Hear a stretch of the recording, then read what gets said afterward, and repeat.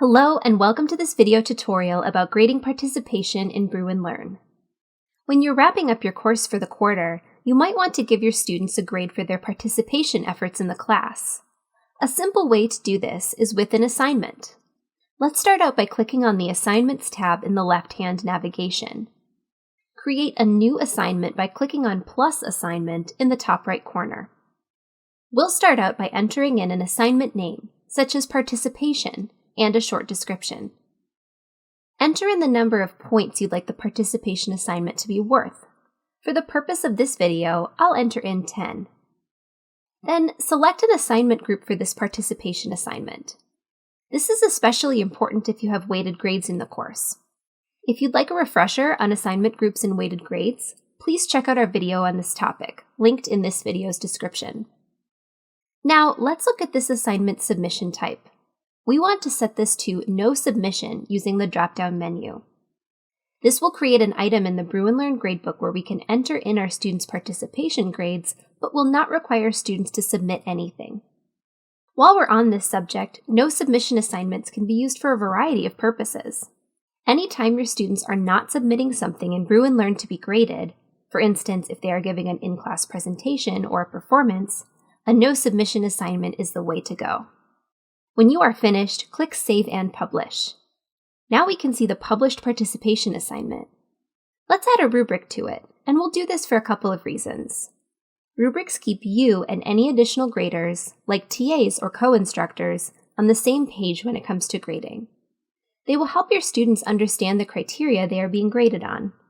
Finally, they make grading easier for you, which I'll demonstrate once our rubric is added.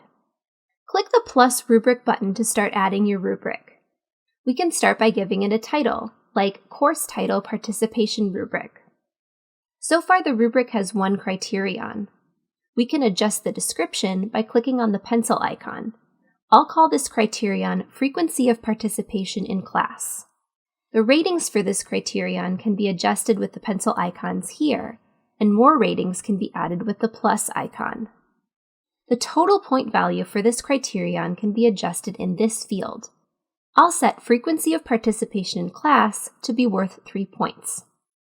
Creating detailed rubrics can take a good amount of time, so I will keep this one simple for now. You can always come back to your rubric to make more changes later. Click Plus Criterion to add another criterion to your rubric, and follow the same steps as above to adjust it.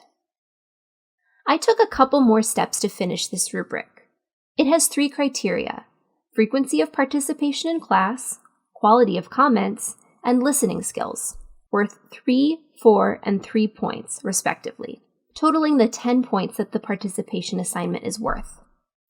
I also added some ratings for each criteria and adjusted their titles. You'll see some checkboxes with options under the criteria. If you would like to use your rubric for easy grading and speed grader, check the box marked Use this rubric for assignment grading. When doing so, make sure the points on your rubric equal the same as the points on your assignment.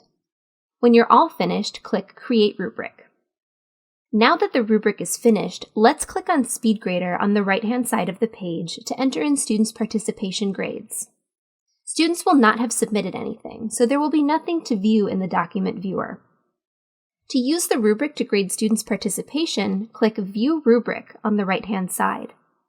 Now you can easily click on ratings for each criterion you've created in order to give students a score. The points for each rating will add up as you click them and generate the student's participation grade, as you see here. After using the rubric, I can still adjust the score and add comments. Once I'm done, I can see my students' participation grades in the Bruin Learn gradebook. That's all it takes to give participation grades.